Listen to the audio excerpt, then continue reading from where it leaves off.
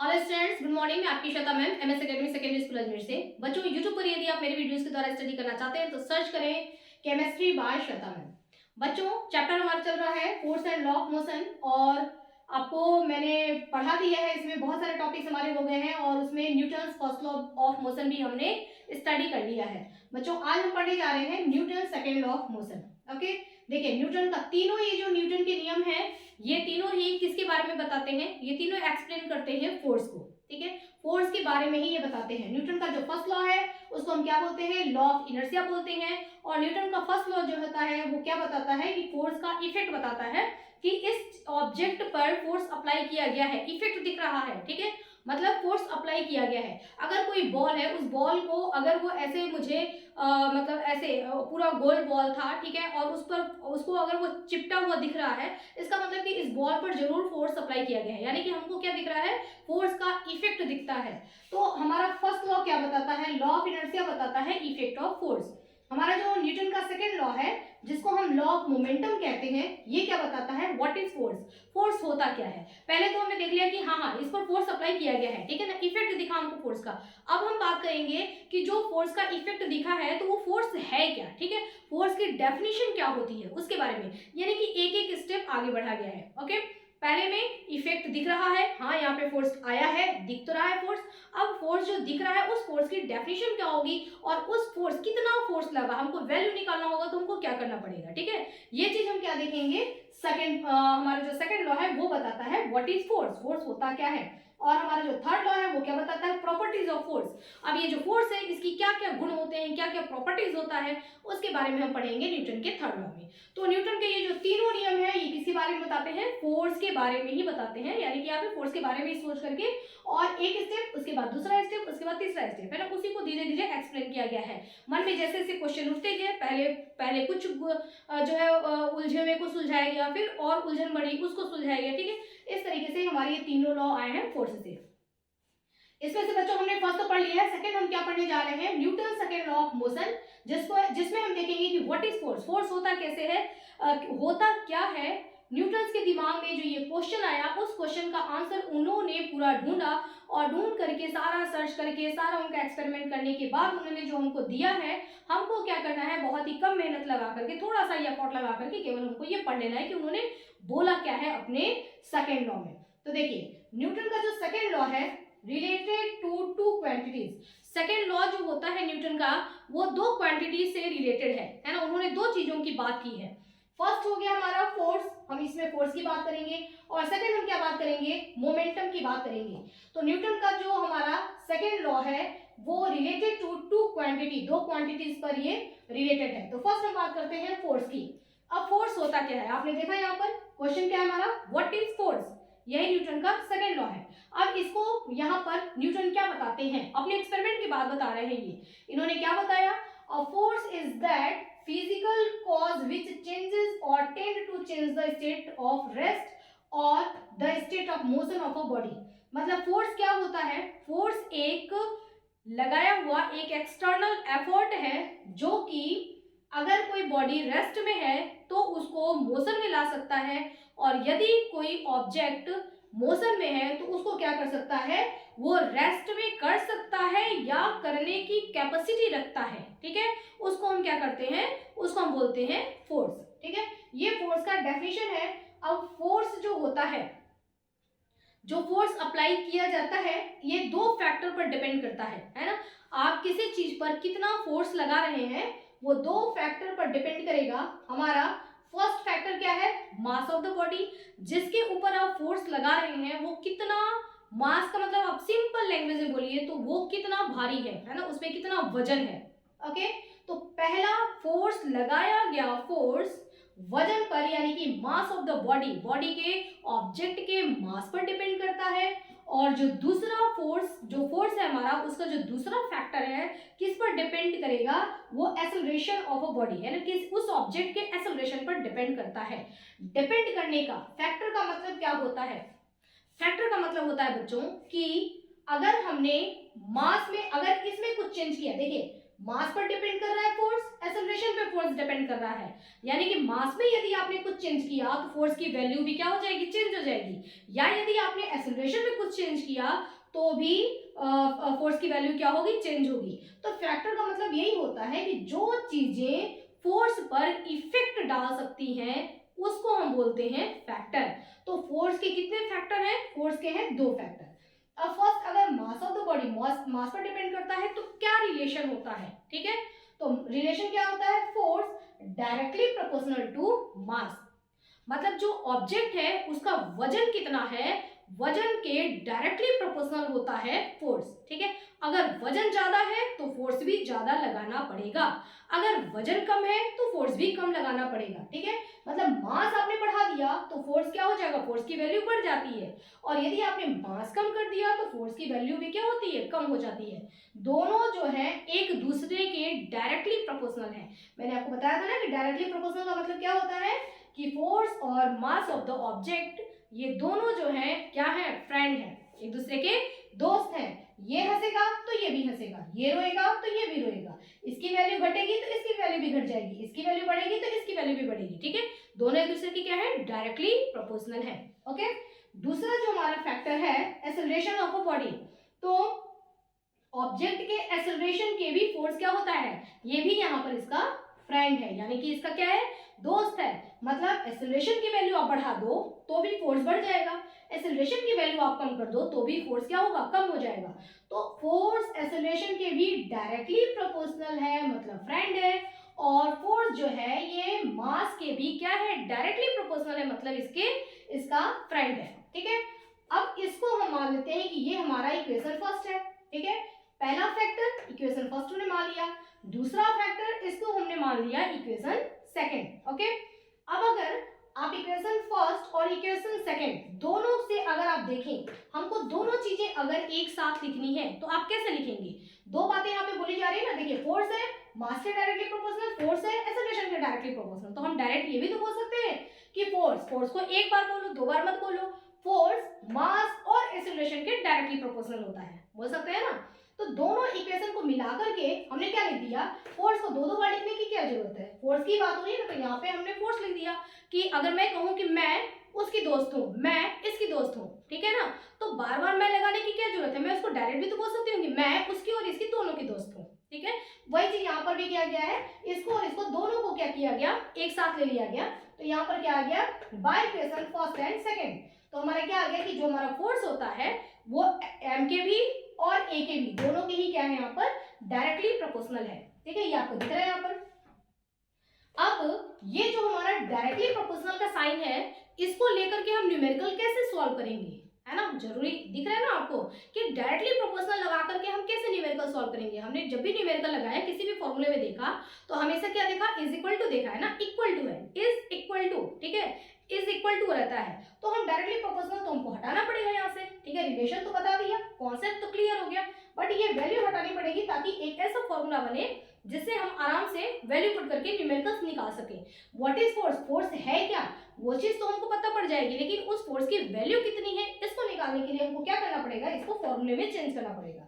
तो जो ये इज इक्वल टू है, जब भी हम किसी इज इक्वल टू को सॉरी डायरेक्टली प्रोपोर्शनल, ये क्या है डायरेक्टली प्रोपोर्शनल, जब भी हम किसी डायरेक्टली प्रोपोर्शनल को हटाते हैं तो दो चीजें आती हैं, एक आएगा इज इक्वल टू और दूसरा क्या आएगा, एक कांस्टेंट वैल्यू आएगा, कोई भी एक कांस्टेंट वैल्यू आती है, ठीक है। तो इसको हटाया हमने तो यहाँ पे इज इक्वल टू आया और क्या आया, एक कांस्टेंट वैल्यू, ठीक है। यहाँ पर कांस्टेंट वैल्यू को किससे रिप्रेजेंट किया गया है, के से रिप्रेजेंट किया गया है। मोस्टली कांस्टेंट वैल्यू को के से रिप्रेजेंट किया जाता है, अदरवाइज जहां जिस चीज से रिप्रेजेंट किया जाता है हमको वो चीज वहीं पर लिखनी पड़ती है, ठीक है। तो यहाँ पर लिया गया है के, कांस्टेंट वैल्यू को के से रिप्रेजेंट कर दिया गया। अब के की वैल्यू जब फाइंड की गई, ठीक है, उसको भी उस पर भी काफी काम किया गया है ना कि के की वैल्यू कितनी होती है जो कांस्टेंट वैल्यू है। तो के की वैल्यू जब फाइंड की गई तो क्या पता पड़ा कि के इज इक्वल टू 1। के जो है एक कांस्टेंट वैल्यू जिसकी वैल्यू क्या होती है, 1 होती है। अब अगर हम के की वैल्यू 1 यहाँ पर रख देते हैं तो हमको क्या मिलता है, f1 तो लिखने की जरूरत तो है नहीं, तो या 1 का मल्टीप्लाई एम में करेंगे तो भी क्या आएगा, एम ही आएगा। तो हमने के की जहाँ पर 1 रख दिया तो हमारा क्या आ गया, f is equal to M A, ठीक है। हमको फॉर्मूला क्या मिला, f is equal to M A, और f जो है उसका यूनिट क्या होता है, न्यूटन, जिसको कैपिटल एन से रिप्रेजेंट करते हैं, ओके। ये हो गया हमारा फॉर्मूला, हमको मिल गया F is equal to ma। तो देखिए जो न्यूटन का सेकेंड लॉ है, न्यूटन के सेकेंड लॉ से हमको फॉर्मूला मिला F is equal to ma, यानी कि उन्होंने एक अगर मैथमेटिकल देखें हम, ठीक है, तो उन्होंने ये फॉर्मूला हमको बताया कि फोर्स जो होता है वो ma के, अब देखिए इसी को डेफिनेशन में अगर करें, ठीक है, इसी का डेफिनेशन अगर लिखते हैं तो हमारा डेफिनेशन क्या होगा, देखिए अब यहाँ पर इसको आप इसको वर्ड में लिखिए बच्चों, यहाँ के बाद आपको यहाँ आना है, तो क्या लिखेंगे, product of mass and acceleration is called force, ठीक है। फोर्स का डेफिनेशन ही तो उन्होंने दिया है सेकंड लॉ में, व्हाट इज फोर्स, फोर्स होता क्या है, आप फोर्स की वैल्यू को कैसे फाइंड करेंगे, ठीक है। पहला आपने देख तो लिया कि फोर्स तो लग रहा है, लेकिन कितना फोर्स लग रहा है या फोर्स है क्या, तो उसको हम कैसे डिफाइन करेंगे, product of mass, product of mass and acceleration, मतलब एक्सीलरेशन और मास के वैल्यू को अगर मल्टीप्लाई कर दिया जाए उसी को हम क्या लिखते हैं, प्रोडक्ट, ठीक है। दोनों की वैल्यू रख करके अगर मल्टीप्लाई कर दिया जाए तो जो आंसर आएगा वही होता है फोर्स, ठीक है। यही फोर्स का डेफिनेशन है, यही फोर्स होता है। तो उन्होंने इक्वेशन सॉल्व करने के, एक तो यहाँ पर इन्होंने फोर्स का डेफिनेशन दिया, क्या डेफिनेशन दिया कि कोई चीज यदि रेस्ट में है तो उसको मोशन में लाने के लिए जो हम एक्सटर्नल एफर्ट लगाएंगे उसको हम कहेंगे फोर्स, ठीक है। लगाएंगे या लगाने की कैपेसिटी हमारे पास है कि हम उसको मोशन में ला सकते हैं, ये होता है फोर्स, ठीक है। दूसरा, यदि कोई चीज मूविंग है, चल रहा है, तो उसको रोकने के लिए जो हमने एक्सटर्नल एफर्ट, मूविंग बॉडी है उसको रेस्ट में लाने के लिए जो हमने एक्सटर्नल एफर्ट लगाया वो हमारे क्या है, वो है फोर्स। एक तो ऐसा डेफिनेशन दिया गया, फिर इन्होंने जो फॉर्मूला ये प्रूव किया मैथमेटिकली, तो उसमें इन्होंने ये फॉर्मूला दिया। अब इस फॉर्मूले के हिसाब से भी आप डेफिनेशन दे सकते हैं, ठीक है ना। दूसरा डेफिनेशन हमारा हो जाएगा, तो हम क्या बताएंगे, product of mass and acceleration is called force, ठीक है। इसी बात को लैंग्वेज में यहाँ पर बोला गया है, ओके। और हमारा फोर्स का यूनिट क्या होता है, न्यूटन होता है, जिसको कैपिटल एन से रिप्रेजेंट किया जाता है, ओके। अब देखिए मैंने आपको यहाँ पे बताया था ना कि जो हमारा सेकेंड लॉ है उसमें दो चीजों के बारे में बात की गई है। एक तो ये व्हाट इज फोर्स तो बताता ही है, फोर्स के बाद इन्होंने बाद में मोमेंटम के बारे में डिस्कशन किया गया था, ठीक है, मोमेंटम क्या होता है। और जब मोमेंटम के बारे में पता पड़ गया तो फिर ये ढूंढने लगे कुछ कि क्या इस फोर्स और इस मोमेंटम के बीच में भी क्या कोई रिलेशन होता है, ठीक है। ऐसा सर्च किया गया, सर्च नहीं रिसर्च किया गया, बहुत एक्सपेरिमेंट किए गए होंगे। ये चीजें जो हम यहाँ पे पढ़ते हैं ना, ये कोई आसान नहीं होता, आसान टास्क नहीं है। इन जो साइंटिस्ट होते हैं वो अपनी पूरी लाइफ लगा देते हैं, वो रिसर्च कर रहे हैं, ढूंढ रहे हैं, आपको लगेगा करने की जरूरत ही क्या है, लेकिन जरूरत है। हम अपने डेली लाइफ में जो चीजें कर रहे हैं एक बार उसको समझेंगे तो सही कि ये हो क्यों रहा है ना। देखिए कहीं ना कहीं किसी के मन में तो ये क्वेश्चन आता है ना कि ये मार्कर है, अब इस मार्कर को छोड़ेंगे तो ये नीचे ही क्यों जा रहा है, ये उधर क्यों नहीं चला जा रहा, उधर क्यों नहीं चला जा रहा, ऊपर क्यों नहीं चला जा रहा, या यहीं क्यों नहीं टंगा रह जा रहा है, ठीक है, ये नीचे क्यों चला जा रहा है। तो किसी के मन में ये क्वेश्चन आया होगा, फिर वहां से वो उस क्वेश्चन को ढूंढना शुरू किया होगा, और धीरे धीरे करते करते जो है ये एक्सपेरिमेंट एक्सपेरिमेंट एक्सपेरिमेंट, जिनके दिमाग में क्वेश्चन आता है वो जाता नहीं है जल्दी, तो उस कीड़े को ढूंढते ढूंढते एक बुद्धि को सुलझाया तो दूसरा, दूसरे को सुलझाया तो तीसरा, और ऐसे ऐसे ऐसे ऐसे धीरे धीरे एक्सपेरिमेंट होते जाते हैं और हमारे लिए ये पढ़ाई आ जाती है, ठीक है। हमको तो सब कुछ करा कर मिला है, हमको तो क्या करना है, ज्यादा कुछ दिमाग नहीं लगाना, सिर्फ इसको स्टडी करना, पढ़ना ही है ना। लेकिन इस चीज को भी हम प्रिपेयर करने के बजाय अगर मन लगा करके पढ़े, इंटरेस्ट से पढ़े ना, तो उस चीज का मजा ही कुछ और होता है। उन्होंने भी जो काम किया ना, वो काम क्या होता है, कहता है ना कि काम हमारा सार्थक हो गया। तुमने अगर इंटरेस्ट से मन लगा करके उस बात को, कॉन्सेप्ट को समझ लिया, तो हमारा सारा एक्सपेरिमेंट किया हुआ सब ठीक है ना, सब वसूल हो जाता है। तो देखिए अब इन्होंने क्या बताया, पहले फोर्स के बारे में तो बताया ही है, दूसरा क्या हुआ, मोमेंटम, है ना। मोमेंटम एक कॉन्सेप्ट आया, तो मोमेंटम को एक्सप्लेन किया गया कि मोमेंटम होता क्या है। जब मोमेंटम के बारे में पता पड़ गया तो फोर्स और मोमेंटम में रिलेशनशिप क्या होता है वो चीज बताया गया।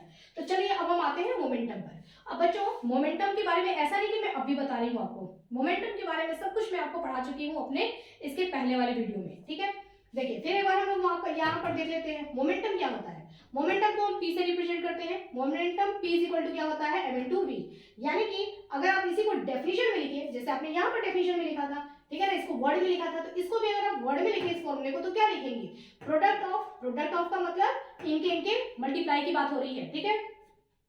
प्रोडक्ट ऑफ मास, मास मतलब है product of mass and velocity v is called momentum. यही तो है मोमेंटम। मोमेंटम को P से रिप्रेजेंट करते हैं और P इज इक्वल टू होता है m/v, ठीक है। इसका यूनिट क्या हो जाएगा, तो देखिए मास की यूनिट क्या होती है, kg, और v यानी कि वेलोसिटी, वेलोसिटी की यूनिट क्या होती है, मीटर पर सेकेंड, ठीक है। तो kg इंटू मीटर पर सेकेंड ये हो जाएगा मोमेंटम का यूनिट, ओके। तो ये मोमेंटम को डिफाइन किया गया कि यदि कोई मूविंग ऑब्जेक्ट है तो उस मूविंग ऑब्जेक्ट में एक मोमेंटम, उसकी अपनी एक खुद की एक खासियत पाई जाती है कि उसका अपना एक खुद का मोमेंटम भी होता है, ठीक है। तो यानी कि देखो, it is defined only and only for the moving body. एक रेस्ट, अगर कोई चीज रेस्ट में है तो उसमें मोमेंटम की वैल्यू क्या होगी, जीरो होगी। कैसे? क्योंकि देखिए मास तो कोई भी चीज अगर मैं इसको रख दूं ऐसे, ठीक है, तो इसमें मास तो कुछ तो है, लेकिन इसकी वेलोसिटी क्या है, ये तो रुका हुआ है, तो वेलोसिटी क्या हो जाएगा, जीरो। तो जब ये जीरो हो जाएगा तो दोनों को मल्टीप्लाई करेंगे तो दोनों का प्रोडक्ट क्या आएगा, मतलब आंसर क्या आएगा, जीरो। यानी कि मोमेंटम इसमें तो है ही नहीं अगर ये चीज रेस्ट में है तो इस वजह से मोमेंटम जो होता है वो उसकी अगर कुछ वैल्यू होगी तो वो किसमें होगी, ओनली मूविंग बॉडी में होगी। इसलिए कहा जाता है कि it is defined only and only for moving body. केवल जो एक मूव करता हुआ कोई ऑब्जेक्ट अगर है तो उसका कुछ ना कुछ मोमेंटम जरूर होगा। ओके, तो यहाँ पर सेकंड कॉन्सेप्ट आ गया मोमेंटम। अब ये ढूंढने लगे कि अभी मैंने यहाँ पर फोर्स के बारे में बताया था, अब आ गया यहाँ पर मोमेंटम, हमने मोमेंटम भी समझ लिया, तो फोर्स और मोमेंटम में भी क्या कोई रिलेशन हो सकता है, इसको ढूंढा गया तो पता पड़ा कि यस बिल्कुल है ना, फोर्स और मोमेंटम में भी एक रिलेशनशिप है, relation between force and momentum. अब हम फोर्स और मोमेंटम में क्या रिलेशन होता है उसके बारे में जानेंगे, ठीक है। वी नो दैट, हम जानते हैं कि मोमेंटम क्या होता है, P is equal to mv, अभी हमने जाना ये, ठीक है। अब मान लो कि कोई एक ऑब्जेक्ट है जो कि ये हमारा A पॉइंट है, ये B पॉइंट है, ठीक है। कोई हमारा एक ऑब्जेक्ट है जो कि जिसका मास है m मास का कोई ऑब्जेक्ट है, जैसे एक बॉल ले लिया हमने, उस बॉल को लेकर के और यहाँ से हमने उसको फर्श पर इधर से थोड़ा सा मूव कर दिया और वो बॉल जो है ऐसे मूव करते हुए जा रहा है, ठीक है। तो उस जो बॉल है हमारा, उस बॉल का मास कितना है, m है।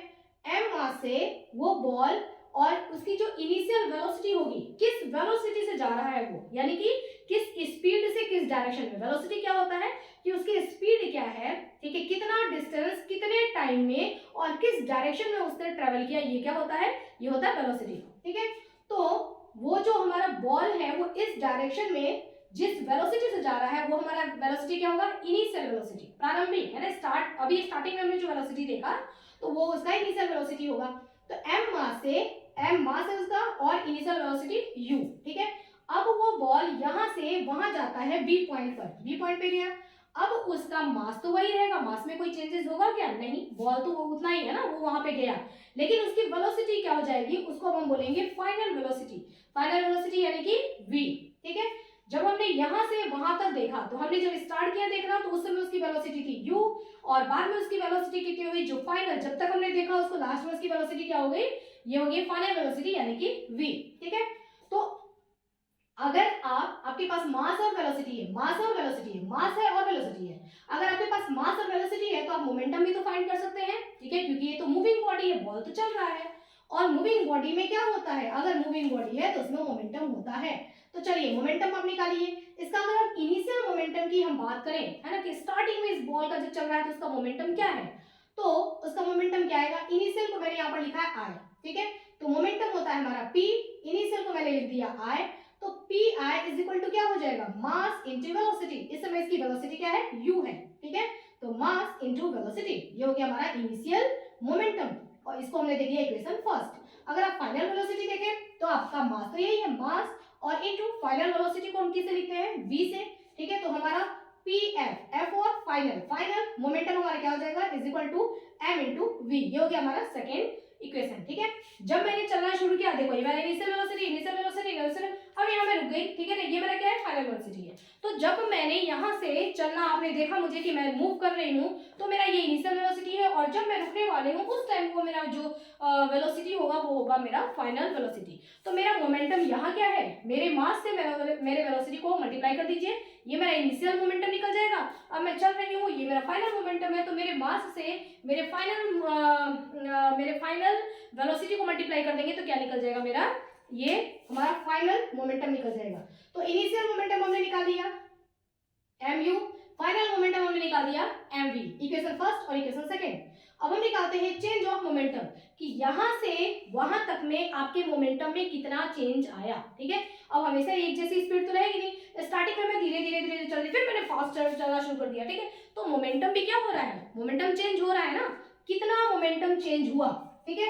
तो change of momentum, momentum change किसकी वजह से हुआ? क्या मोमेंटम चेंज मास की वजह से हुआ? नहीं, मोमेंटम चेंज किसकी वजह से हो रहा है?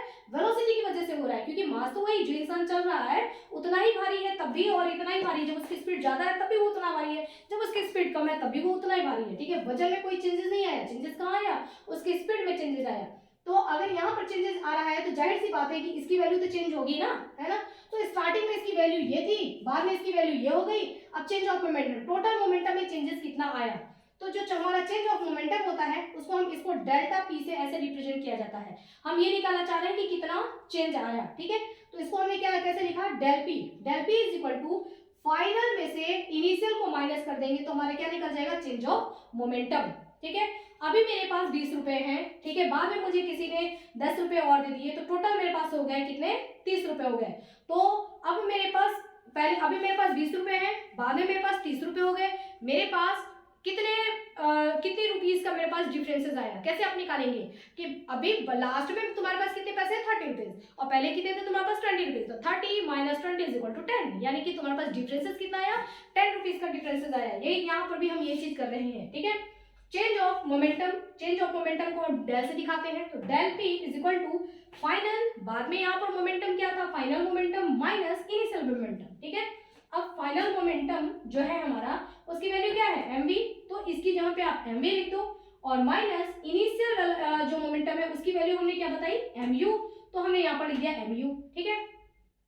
तो हमारे को आ गया क्या कि डेल पी, डेल पी मतलब चेंज ऑफ मोमेंटम, मोमेंटम में चेंज कितना हुआ, तो इसमें से इसको माइनस किया है, ठीक है, इसमें से इसको माइनस किया है। अब देखिए मास तो चेंज हो नहीं रहा है, तो दोनों में मास तो क्या है? एक ही जैसा है। अब m को आप ले लो कॉमन, कॉमन ले लेंगे तो ब्रैकेट में हमारा क्या बचेगा? v माइनस यू, ठीक है। तो चेंज ऑफ मोमेंटम जो होता है del p is equal to क्या होता है? m v माइनस यू, ये क्या है हमारा? चेंज ऑफ मोमेंटम, ठीक है। चेंज ऑफ मोमेंटम को हम डेल पी से दिखाएंगे और मास वही रहेगा, और आपके फाइनल वेलोसिटी और इनिशियल वेलोसिटी का चेंज निकालेंगे कि उसमें से इसको माइनस कर दिया कि वेलोसिटी में कितना चेंज आया, ठीक है। उसके चेंज निकाल करके और मास से मल्टीप्लाई कर दो तो हमारा क्या निकल जाएगा? निकल जाएगा चेंज ऑफ मोमेंटम, ठीक है। जो बदल रहा था, बदल कौन रहा था? ये बदल रहा था ना, इसमें से इसको माइनस कर दो, ठीक है, और जो आंसर आता है उसका मास से मल्टीप्लाई कर दो तो हमारा क्या निकल जाएगा? Change of momentum. ये चीज यहाँ पे बता रहा है, ओके। अब अगर हम rate of change of momentum निकालते हैं, rate of change of momentum निकालने की क्या जरूरत पड़ गई? चेंज तो हो रहा है ना, लेकिन चेंज होने का रेट क्या है? जैसे एक गाड़ी है, धीरे धीरे चल रही है, फिर उसने तेज कर लिया, ठीक है, फिर धीरे हो गई, फिर तेज कर लिया, फिर धीरे हो गई, फिर तेज कर लिया, बार बार। कभी रास्ता अच्छा हो रहा है तो ये घिसना शुरू कर दिया, रास्ता खराब आ गया तो धीरे धीरे, फिर रास्ता अच्छा हो गया तो फिर ये घिसना शुरू कर दिया, ठीक है। तो स्पीड उसकी कितनी बार चेंज हो रही है ना, जितनी बार उसकी स्पीड में बदलाव आएगा, यानी कि उसकी वेलोसिटी में चेंजेस आ रहा है, तो उसका मोमेंटम भी क्या हो जा रहा है? बदल जा रहा है, ठीक है। तो किस तरीके से मोमेंटम बदल रहा है, मोमेंटम बदलने का रेट क्या है ना, तो वो रेट जब हम निकालेंगे, rate of change of momentum निकालेंगे, तो हमको क्या करना पड़ेगा? देखिए ये जो हमारा है इज इक्वल टू के इधर और इज इक्वल टू के इधर, ठीक है। देखिए ये हमारा क्या है? Change of momentum, del P is equal to M V minus U. ये यहाँ तक ऊपर ऊपर देखेंगे तो ये क्या है हमारा? ये है हमारा चेंज ऑफ मोमेंटम जो हमने निकाला, ठीक है। अब आपको रेट ऑफ निकालना है तो दोनों साइड में क्या करिए? डेल्टा टी से इसको डिवाइड कर दीजिए। रेट का मतलब ये होता है टाइम, है ना, रेट का मतलब क्या होता है? टाइम। तो हम टाइम से अगर डिवाइड कर देंगे rate of change of momentum, देखो रेट का मतलब time, rate of change of momentum, rate of, ये रेट हो गया, rate of change of momentum, change of momentum तो वो है ही, तो ये ऊपर वाला चेंज ऑफ मोमेंटम हो गया, और नीचे टाइम लिखा है, इसको हम क्या बोलेंगे? Rate of. तो क्या हो जाएगा ये? Rate of change of momentum, हमने ये निकाल लिया, ठीक है। केवल क्या किया? दोनों साइड में, इधर और इधर दोनों साइड में डेल्टा टी से हमने क्या कर दिया? डिवाइड कर दिया, ओके। अब आप देखो, अब ये चीज तो यही रहने दो, है ना। यहाँ देखिए आप M V minus U upon delta T, v minus U upon delta T. कुछ याद आया आपको कि ये चीज हमारा v minus U upon T, ये कुछ होता है ना, कोई फॉर्मूला होता है। जब हमने देखा तो ध्यान दिया हमने कि ओहो, इस फॉर्मूले में हम अगर चाहें, देखो ये टेक्निक होता है, सोचने का होता है ना, कि यहाँ तक करने के बाद दिमाग आया कि ओ अगर अब तो ये v माइनस यू अपॉन जो t है, अगर इसको चाहे हम, तो ये कुछ हमको याद दिला रहा है। क्या याद दिला रहा है? कि acceleration, acceleration a is equal to क्या होता है? v minus U upon T होता है। याद आया? तो एक्सेलरेशन जो होता है हमारा v minus U upon T होता है। तो हम एक काम भी तो कर सकते हैं, है ना। वो काम क्या करेंगे? हम कर सकते हैं कि हमने इस पूरे को यहाँ से हमने हटा करके और इसकी जहाँ पे हम क्या रख सकते हैं, इस पूरे को, इस वैल्यू को हटा दो, उसके जहाँ पे a को पुट कर दो, कर सकते हैं ना, है ना। फॉर्मूला ऐसा ही बनता है, ऐसे ही बनाया जाता है ना कि ये चीज हुआ। अब ये भी तो हो सकता है, ऐसा नहीं कि सब कुछ सोच सोच के बैठे हुए हैं, करते जाएंगे स्टेप बाय स्टेप और वो और चीजें दिमाग में आती जाती हैं। तो देखिए अब क्या आ जाएगा हमारा, del P upon del T is equal to, ये m हो गया, m तो है ही, और इस पूरे को हटा करके और इसकी जगह पर हमने क्या रख दिया, a रख दिया, ये देखिए a, ठीक है। अब हमको फॉर्मूला क्या मिल गया, del P upon del T is equal to M A, है ना, यहां हमको मिल गया। अब हमारे दिमाग में फिर से कुछ बत्ती जली, कुछ स्ट्राइक हुआ वापस। क्या स्ट्राइक हुआ, हमको फिर कुछ याद आने लगा कि ओहो, जब इसको हटा करके यहाँ पर हम a रख रहे हैं तो ये बन गया एम ए, और एम ए क्या होता है वो अभी अभी हमने पढ़ा है ना कि M A is equal to क्या होता है, एफ होता है। यानी कि न्यूटन ने यही तो बताया कि व्हाट इज फोर्स, फोर्स का डेफिनेशन दिया था कि एफ इज इक्वल टू क्या होता है, एम इंटू ए। तो एम और ए को अगर मल्टीप्लाई कर दिया जाए तो क्या आ जाता है, फोर्स आ जाता है। अब देखिए यहाँ पर इसको, क्या हम इसको हटा करके यहाँ पर एफ नहीं लिख सकते हैं, लिख सकते हैं बिल्कुल भी, है ना। तो इसको हमने हटाया और इसकी जगह पे हमने क्या रख दिया, फोर्स रख दिया। जब इसकी जगह पे हमने एफ रख दिया तो हमको क्या रिलेशन मिल गया, del P upon del T is equal to F, ठीक है। यानी कि डेल पी क्या है हमारा, ये तो हमारा मोमेंटम है ना, del P upon del T, देखिए इसको हम क्या बोलेंगे, ये क्या है हमारा, rate of change of momentum. Del P मतलब change of momentum, change of momentum को डेल पी से रिप्रेजेंट किया जा रहा है। मैंने आपको बताया कि रेट ऑफ का मतलब होता है कि उसमें t से डिवाइड, टाइम से डिवाइड किया गया हो। तो ये क्या हो गया हमारा, देखिए so it's very clear that rate of change of momentum, ये देखिए रेट ऑफ, ये रहा रेट ऑफ चेंज ऑफ, ये चेंज ऑफ मोमेंटम, ये rate of change of momentum, rate of change of momentum is equal to, ये जो होता है ये किसके बराबर होता है, फोर्स के। यानी कि फोर्स का एक दूसरा डेफिनेशन और भी आ सकता है ना। अभी हमने फोर्स का यहाँ डेफिनेशन क्या देखा, product of mass into product of mass and acceleration is called force. अब हमारा दूसरा रिलेशन हमको क्या दिख रहा है कि rate of change of momentum is also called force. इसको भी हम क्या कह सकते हैं, इसको भी हम फोर्स कह सकते हैं, ठीक है।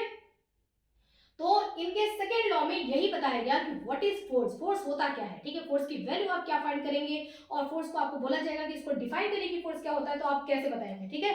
तो पहले तो इन्होंने ये बताया, ठीक है, कि फोर्स का ऐसा डेफिनेशन दिया, फिर मैथमेटिकली इन्होंने ये डेफिनेशन दिया F is equal to ma। फिर इनको पता पड़ा कि अरे मोमेंटम भी एक पॉइंट है ना, मोमेंटम के बारे में इन्होंने एक्सपेरिमेंट किया, मोमेंटम को ढूंढ निकाला। जब मोमेंटम को ढूंढ निकाला तो फिर ढूंढने लगे कि क्या मोमेंटम से भी फोर्स का डेफिनेशन बनाया जा सकता है, तो पता पड़ा कि बिल्कुल बनाया जा सकता है ना, मोमेंटम से भी फोर्स का डेफिनेशन बनाया सकता है। तो उनको एक और ये नया डेफिनेशन मिल गया। तो इसको हम क्या बोलते हैं, relationship between force and momentum, relationship between force and momentum. Force और मोमेंटम का आपस में रिलेशन होता है, ठीक है। फोर्स और मोमेंटम का आपस में रिलेशन होता है। वो रिलेशन कैसा है, फोर्स का मोमेंटम के साथ दोस्ती वाला रिलेशन है। ये दोनों क्या है, ये दोनों फ्रेंड हैं। यानी कि मोमेंटम चेंज होगा तो फोर्स भी चेंज होगा। मोमेंट अगर ये बढ़े, इसकी वैल्यू बढ़ती है तो इसकी वैल्यू भी बढ़ेगी, अगर इसकी वैल्यू घटती है तो इसकी वैल्यू भी घटेगी। वही चीज, तुम हंसोगे तो मैं भी हंसूंगा, तुम रोओगे तो मैं भी रोऊंगा, तुम डांस करोगे तो मैं भी डांस करूंगा, ठीक है। एकदम फ्रेंड है। लेकिन फोर्स और टाइम का आपस में क्या रिलेशन है, ये देखिए ये नीचे जा रहा है ना, तो इसका क्या रिलेशन है, दुश्मनी का है, ठीक है। मतलब ये बढ़ेगा तो ये घटेगा। टाइम अगर आप बढ़ा दीजिए तो फोर्स घट जाएगा, टाइम को कम कर दीजिए तो फोर्स क्या हो जाएगा, बढ़ जाएगा। मतलब उल्टा चल रहा है, इसको आपने बढ़ाया तो ये कम हो गया, आपने इसको कम किया तो ये बढ़ गया, ठीक है ना, ऐसा चलता है। तो ये क्या है, इसके यहाँ पर इनवर्सली प्रोपोर्शनल इसको हम बोलते हैं। जब दुश्मनी वाला रिलेशन रहता है ना कि तुम हंसोगे तो मैं रोऊंगा और जब तुम रोओगे तो मैं हंसूंगा, ठीक है, दुश्मनी वाला रिलेशन रहेगा तो ये नीचे देखिए, इसको हम इनवर्सली प्रोपोर्शनल कहते हैं। और ये आमने सामने जो है इनकी फ्रेंडशिप होती है, डायरेक्टली प्रोपोर्शनल बोला जाता है इसको। तो यहाँ पे फोर्स क्या है, मोमेंटम के, चेंज ऑफ मोमेंटम के डायरेक्टली प्रोपोर्शनल है, ठीक है, और टाइम के क्या है, इनवर्सली प्रोपोर्शनल है। तो बच्चों हमने आज ये पूरा क्या सीखा है, न्यूटन का सेकेंड लॉ हमने सीखा, और हमने इसमें ये देखा कि मोमेंटम क्या होता है, मोमेंटम और फोर्स में क्या रिलेशनशिप होता है, इसके बारे में हमने पढ़ा, ठीक है। अब न्यूटन के सेकेंड लॉ से बहुत सारी चीजें सॉल्व होती है, बहुत सारे क्वेश्चन। फॉर एग्जाम्पल अब हम देखेंगे एप्लीकेशन, है ना, कि ये न्यूटन का सेकेंड लॉ हमको कहाँ कहाँ देखने को मिलता है। जब हम छत पर से जंप करते हैं, ठीक है, मान लो किसी छत पर से क्यों जाएंगे, थोड़ी ऊंचाई से जंप कर रहे हैं, ऊंचाई से जंप करते हैं, या कोई जंपर होता है ना जो भागते हैं जंप करते हैं, अगर वो जंप करके और नीचे अगर एकदम फर्श है उसके ऊपर जंप करते हैं तो फिर उनको इंजरी हो जाती है ना, कुछ जो है माइनर इंजरी हो सकती है, पैर वैर में कुछ दिक्कत आ सकती है, फोर्स मतलब उनको तकलीफ आ सकती है। लेकिन जब वो जंप करते हैं तो उनको फोर्स नहीं रहता है, वहां पे कुछ ऐसे गद्देदार या तो मिट्टी है ना, ऐसा मिट्टी दिया जाता है जिसके ऊपर वो जंप, हाई जंपर जो होते हैं वो जंप करने के बाद ऊपर जाने के बाद जब नीचे जंप करते हैं ना, तो ऐसा फर्श पे नहीं, या तो कुशन पर वो गिरते हैं या फिर वहां पर मिट्टी होता है, ठीक है ना, मिट्टी का पूरा जैसे कुशन जैसा मिट्टी काफी करके उसको गद्दे जैसा बना दिया जाता है। ऐसा क्यों किया जाता है, ठीक है, उससे क्या इस फॉर्मूले का क्या रिलेशन है ना, इनके न्यूटन के सेकेंड लॉ जो है वहां पर कैसे फॉलो हो रहा है, एक चीज हम वो देखेंगे। दूसरी चीज, अगर कांच का कोई मान लो कि ग्लास है, उस कांच के ग्लास को अगर हम इस फर्श पर इसको अगर हम गिराते हैं तो वो क्या होता है, टूट जाता है। लेकिन उसी कांच के ग्लास को यदि आप बेड पर, जो गद्दे वाला बेड है उस पर आप गिरा रहे हैं तो वहां पे वो नहीं टूट रहा है। क्यों नहीं टूट रहा है, उसके लिए भी रिस्पॉन्सिबल कौन है, हमारा न्यूटन सेकेंड लॉ, वहां पर हम देखेंगे कि क्यों ऐसा नहीं हुआ, ठीक है।